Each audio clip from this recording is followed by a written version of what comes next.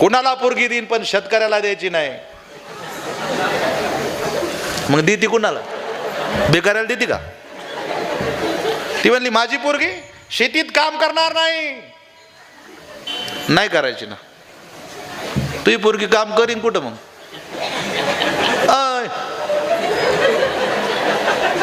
फेसबुकवर करीन का?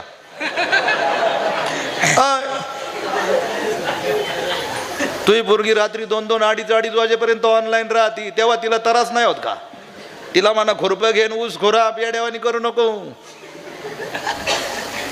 उगा महाराज, काल मला एक बाई भेटली, ती म्हणली महाराज एखादा नवरदेव पहा ना माझ्या मुलीला.